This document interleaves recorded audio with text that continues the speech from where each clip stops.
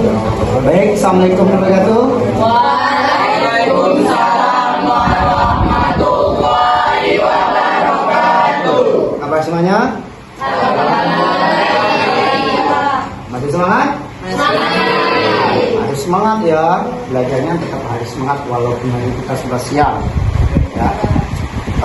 Siapa yang nggak masuk hari ini? Tidak ada. Ya, masuk semua. Oh, Iya. Alhamdulillah ya. Jadi sebelum kita masuk ke materi hari ini, Bapak ingin tanya kembali materi kita kemarin apa judulnya? Substansi dan strategi dakwah Rasulullah beserta. Bagaimana kepercayaannya apa saja? Masih ingat? Yahudi, Berhala ya. Itu kepercayaan masyarakat Madinah. Kebudayaan sosialnya seperti apa? berjudi, Belajarnya apa? Hari ini kita akan membahas materi tentang Fathul Mekah ya, atau Fathul Mekah. Adapun tujuan kita membahas materi ini adalah menghayati nilai kedamaian dari peristiwa Fathul Mekah. Ya, sebelum kita masuk materi, sudah ada yang baca belum bukunya? Ya. Apa yang menyebabkan peristiwa Fathul Mekah? Pengkhianatan. Ya. Siapa yang berkhianat di sana? kaum Quraisy, Sekongkol dengan kaum Bakar. Ya. Kaum Bakar. Kemudian mereka mengadakan penyerangan kepada kaum Uza'ah. Ya. Yang mana kita tahu mereka saling mengikat. Ya. Maka itulah adanya peristiwa Fathul Mekah. Ya. Ada apa di balik peristiwa tersebut? Ini yang nantinya kita akan bahas. Ya. Sebelum kita masuk ke materi, nanti seperti biasa kita membagi kelompok. Ada 4 kelompok ya. Nanti kalau pembagian kelompoknya setelah dibagi langsung kembali ke tempat kelompoknya ya. Sampai sini paham? Kita bukan materi hari ini ya.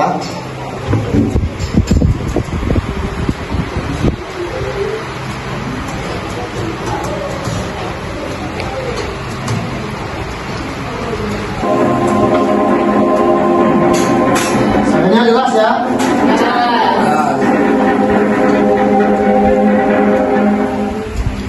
Fathul Mekah, pembebasan kota Mekah.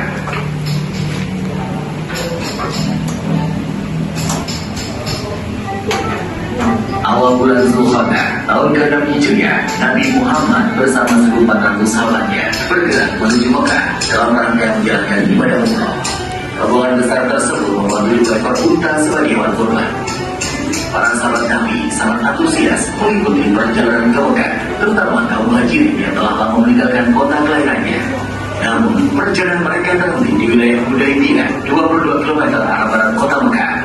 Di Hudaybiyah, beberapa orang Quraisy bertanya tentang keperluan rombongan Nabi datang ke Mekah. Putusan Nabi Muhammad menjelaskan bahwa kedatangan mereka bukan dalam rangka penyerbuan, tetapi untuk menjalankan ibadah umrah, menyembelih kurban, dan setelah itu Nabi Muhammad mengutus Utsman bin Affan menemui para pemimpin Mekah dan menjelaskan tujuan kedatangan mereka. Utsman bin Affan diperlakukan dengan baik oleh para pemimpin Mekah. Bahkan, para pemimpin Mekah mengizinkan Utsman untuk melakukan tawaf di Ka'bah. Tapi tanpa Nabi Muhammad dan para sahabatnya, Utsman menolak tawaran tersebut.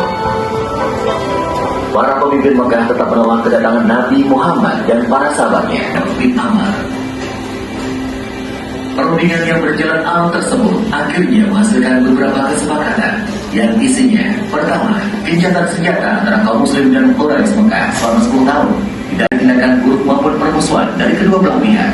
Kedua, jika ada yang datang kepada Muhammad tanpa izin keluarganya, maka dia harus dikembalikan. Dan jika ada muslim yang datang kepada mereka, didasari ketulusan dan kesediaan untuk melaksanakannya tanpa penipuan dan penyelewengan. Kesepakatan yang dikenal sebagai perjanjian Hudaybiyah tersebut dibuat rangkap 2, masing-masing untuk kaum muslim dan kaum Quraisy Mekah. Isi perjanjian yang dianggap merugikan pihak muslim itu membuat para sahabat keberatan. Namun, Nabi Muhammad berhasil meyakinkan para sahabatnya bahwa perjanjian tersebut sebenarnya sangat menguntungkan kaum muslimin. Sekaligus tanpa pembalasan dendam. Dalam tradisi Arab, dia yang kalah akan menunggu giliran untuk dieksekusi. Namun, Nabi Muhammad menghapus tradisi tersebut. Dia yang kalah telah diampuni.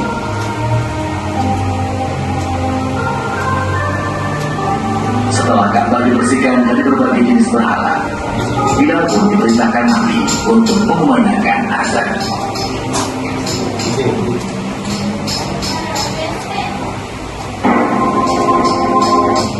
Nah, itulah tadi tentang materi kita Fathul Mekah ya.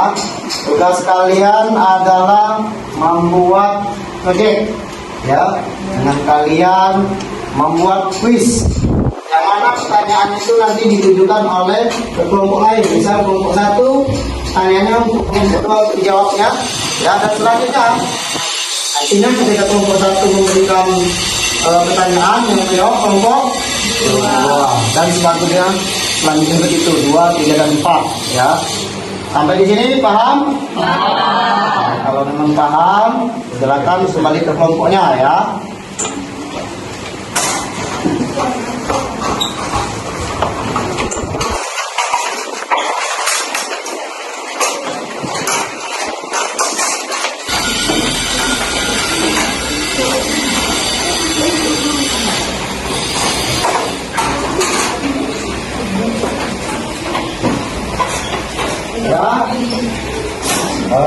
Kelompoknya yang pertama ya, silakan mengerjakan soal kuisisnya ya. Soalnya sebanyak 3 pertanyaan saja ya, jangan terlalu banyak, cukup 3 pertanyaan. Itu waktunya juga tidak cukup ya, satu kelompok 3 pertanyaan. Silakan mengerjakan.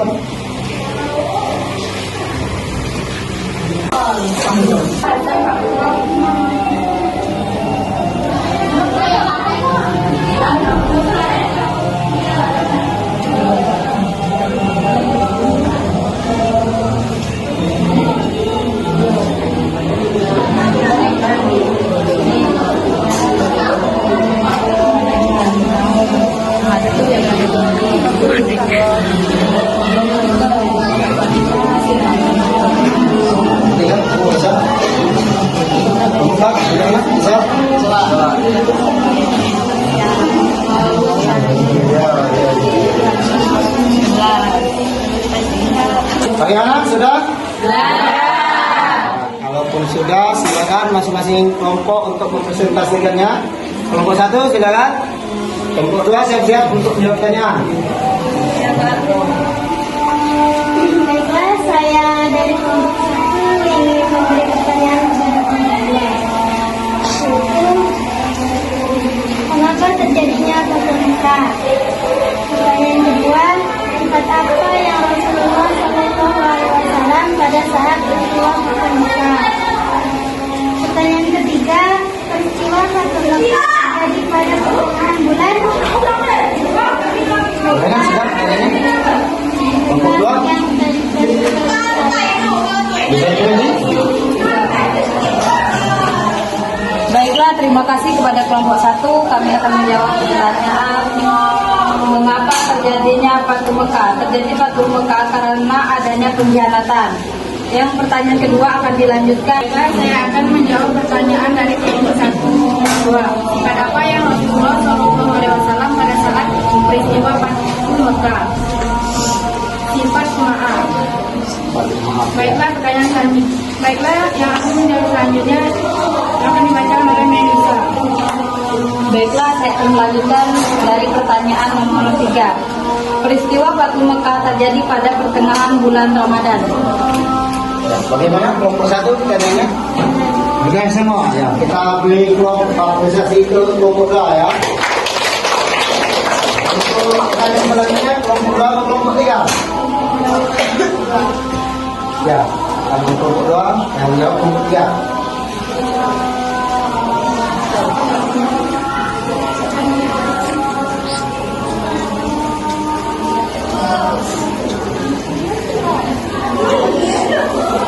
Baiklah, saya akan memberikan pertanyaan kepada kelompok 3. tahun berapakah terjadinya Fatu Mekah? Kedua, apa yang dimaksud dengan kata Fatu Mekah? Yang ketiga, berapa banyak jumlah pasukan yang bergerak dari kota Madinah ke Mekah? Baiklah, saya akan menjawab pertanyaan dari kelompok 2 yang akan dibacakan oleh Rasti. Padanya akan disiapkan. Baik, terima kasih. Saya akan menjawab pertanyaan nomor 1 dari kelompok 2. Berapa banyak jumlah pasukan yang bergerak dari Mekah? Jawabannya adalah 10.000. Selanjutnya, saya akan serahkan kepada teman saya, Lydia. Baiklah, saya akan menjawab pertanyaan nomor 2 dari kelompok 2. Pertanyaannya yaitu, apa yang dimaksud dengan kata Fatu Mekah? Fatu Mekah adalah pembebasan kota Mekah. Pertanyaan yang ketiga akan saya berikan kepada teman saya, Andi. Baik, terima kasih. Saya akan menjawab pertanyaan nomor 3. Tahun berapakah terjadinya Fatu Mekah? Terjadinya Fatu Mekah pada tanggal 1 Januari 630 Masehi. Bagaimana kelompok 2? Benar. Semua ya, ada komisi.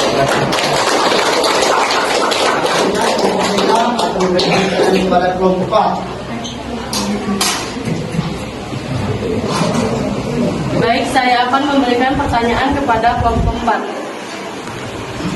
Yang pertama adalah, siapa yang memimpin pasukan penaklukan kota Mekah selain Rasulullah? Sebutkan salah satunya. Apa sebab terjadinya Fatu Mekah? Apa nama lain dari Fatu Mekah? Terima kasih. Baiklah, saya akan menjawab pertanyaan dari kelompok 3. Pertanyaan pertama, siapa yang memimpin pasukan penaklukan kota Mekah selain Rasulullah SAW? Sebutkan salah satunya. Jawabannya adalah Az-Zubair bin Al-Awam. Pertanyaan kedua akan dibacakan oleh Yoga. Baiklah, saya akan menjawab pertanyaan kedua. Apa sebab terjadinya Fatu Mekah? Jawabannya adalah pada pengkhianatan. Baiklah, pertanyaan ketiga akan dijawab oleh Teddy. Baiklah, saya akan menjawab pertanyaan nomor 3 dari kelompok 3. Apa nama lain dari Fatu Mekah? Jawabnya pembukaan kota Mekah. Selesai. Kelompok 3, jawaban kelompok 4? Benar. Kita berdasarkan kelompok 4. Kelompok 4 akan membacakan pertanyaan yang akan dijawab oleh kelompok 1. Baiklah, saya akan memberi pertanyaan kepada kelompok 1. Pertanyaan pertama, mengapa terjadinya Fatu Mekah? Pertanyaan kedua, siapa yang menyelidiki perkemahan pasukan Islam? Pertanyaan ketiga, sifat apa yang Rasulullah SAW pada saat peristiwa Fatu Mekah? Sekian, terima kasih. Baiklah, saya akan menjawab pertanyaan dari kelompok 4. Pertanyaan pertama ialah mengapa terjadinya Fatu Mekah? Karena adanya pengkhianatan. Baiklah, pertanyaan selanjutnya akan saya berikan kepada teman saya bernama Alia Rahma. Kepada Alia Rahma, saya persilakan. Baiklah, saya akan menjawab pertanyaan nomor 2. Siapa yang menyelidiki perkemahan pasukan Islam? Jawabannya adalah Abu Sufyan. Baiklah, teman saya yang akan menjawab pertanyaan nomor 3. Terima kasih, Ayah Rahmat. Saya akan menjawab pertanyaan nomor 3 dari kelompok 4. Sifat apa yang Rasulullah SAW pada saat peristiwa Fatu Mekah? Jawabannya sifat pemaaf. Bagaimana kelompok 4? Apakah jawaban kelompok 1? Benar. Semua kita berikan apresiasi. Jadi semuanya sudah ya? Ya. Sebelum kita tutup materi ini, apakah masih ada pertanyaan? Tidak. Bisa semua mengerti? Bisa. Sebelum Bapak tutup, apa yang bisa kita ambil dari kita? Baiklah, masing-masing kelompok tadi sudah mempresentasikan projectnya ya, berupa kuis, berupa pertanyaan. Sebelum Bapak tutup, apakah masih ada pertanyaan? Tidak. Bisa mengerti semua? Bisa. Alhamdulillah, sebelum Bapak tutup materi kita, apa hikmah kedamaian dari peristiwa Fatu Mekah? Ada yang bisa? Ya, silakan. Baiklah, Kesimpulannya adalah jadilah orang pemaaf sebagaimana dicontohkan oleh Rasulullah Shallallahu Alaihi Wasallam dalam memaafkan kaum Quraisy dalam peristiwa Fatul Makkah. Ya, jadilah orang yang pemaaf ya, jangan pendendam ya, kita tidak diizinkan oleh pendendam. Seperti apa yang dicontohkan oleh Baginda Rasulullah SAW. Selanjutnya masih ada? Saya Pak. Ya, bisa nomor 2. Jadilah pemimpin yang arif dan bijaksana. Rasulullah SAW memerintahkan agar melindungi wanita dan anak-anak dalam penyerangan terhadap Mekah dan tidak membunuh lawan yang sudah tidak bernyawa. Ya, kelompok 2. Jadilah pemimpin yang arif dan bijaksana. Jangan karena dendam ya kita asal bunuh. Islam tidak mengajarkan untuk menghalalkan yang bukan ikut dalam perang. Artinya orang tua, renta, anak-anak, balita tidak boleh dibunuh. Orang yang lagi hamil. Jadi pemimpin yang arif dan bijaksana. Kalau dia tidak mengangkat senjata dan tidak memerangi, maka kita tidak boleh untuk memeranginya ya. Betul. Kelompok 3 ada? Saya Pak. Ya, silakan Mesri. Jangan mempunyai sifat pendendam. Jika ada orang yang menghina kita, maka bersabarlah dan balaslah perilaku yang tidak baik mereka dengan doa yang baik. Ya, jangan menendam. Nah, ya seperti apa yang dicontohkan Baginda Rasulullah SAW. Dia tidak ada dendam dengan kaum Quraisy yang telah menyakiti beliau dan umat muslim lainnya. Begitupun juga kita. Selanjutnya, apakah masih ada yang ingin menambahkan? Saya Pak, Ya, silakan. berani mencegah kemungkaran dan kebajikan sebagaimana Rasulullah SAW sangat keras dalam melarang menyembah berhala dalam peristiwa Fatul Makkah. Beliau menyuruhkan hancurkan berhala.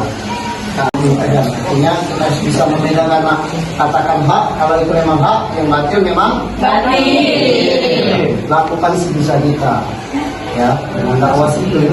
Ketika kita melihat kemungkaran, apa yang bisa kita lakukan pertama adalah dengan tangan. Ketika kita dengan tangan tidak sanggup, maka dengan Doa. bukan dengan doa, masih ada yang lain dengan ucapan. Ya, setelah ucapan kita dengan doa. Itu yang bisa kita lakukan. Jangan tidak melakukan. Jadi ketika teman kita tidak sholat, kita ingatkan. Begitu juga ketika kita melihat kemungkaran dicegah, ya bisa dengan tangan, dengan tidak bisa dengan kata-kata, dengan kata-kata pun kita tidak sanggup, dengan doa. Bisa kita lakukan. Sampai di sini semuanya paham? Paham. Nah, selanjutnya ya kita siapkan materi tentang Piagam Madinah. Ya. Sampai di sini teman kita. Tapi dan yang Bapak mohon maaf, Bapak cukupkan kita ikut berjaya. Wassalamualaikum warahmatullahi wabarakatuh.